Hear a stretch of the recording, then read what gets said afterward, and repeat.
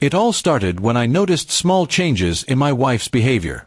She used to be affectionate, eager to spend time with me, and deeply involved in our family life. But over time, she grew distant, glued to her phone, and often found excuses to be out of the house.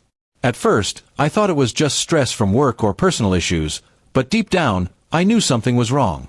I tried talking to her, but every conversation ended with her being defensive or accusing me of overthinking. The turning point came when I noticed a large sum missing from our joint savings account. This wasn't just our money, it was my family's emergency fund, money my parents had entrusted to us for safekeeping.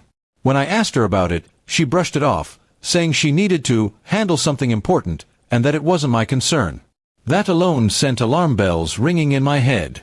I began digging quietly. I checked bank statements, text messages, and even spoke to a few mutual friends. The picture that started forming was worse than I could have imagined. She had been meeting our neighbor, someone we'd known for years, behind my back. Not only that, but the withdrawals from our account matched the dates of her mysterious outings. I suspected she was financially supporting him. A week later, I overheard a conversation in our backyard while I was working in the garage. She was talking to the neighbor in hushed tones, and I heard something that made my blood run cold. "He still doesn't know the baby's yours." My mind went blank. We had no children yet, so the only explanation was that she had been pregnant in secret and the baby wasn't mine. I kept my emotions under control. I knew exploding in that moment would ruin any chance I had of gathering proof. Instead, I began planning. I collected bank records, recorded conversations, and even installed a small camera near the back fence where they often talked. Every detail was now documented. When I finally confronted her, I made sure it was in front of both our families. I printed out the financial statements, the photos, and played the recordings.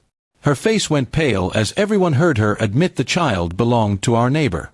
The room was silent except for my father's heavy breathing and my mother's quiet sobs. She tried to defend herself, saying I was never there for her emotionally, and that she had needs. My father stood up and told her she had destroyed more than just a marriage. She had betrayed a family that trusted her. Even her own parents looked ashamed. I didn't stop there. I filed for divorce immediately and pressed charges for the stolen money since it was technically my family's property. The evidence I had was enough to make her pay back every cent. She had to sell her car and most of her valuables just to cover the repayment. The neighbor didn't come out of it unscathed either. His wife found out and left him, taking their 2 kids.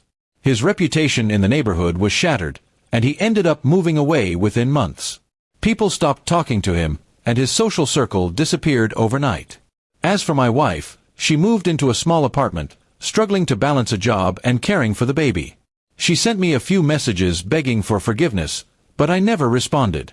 I had no interest in revisiting the wreckage she caused. I focused on rebuilding my life.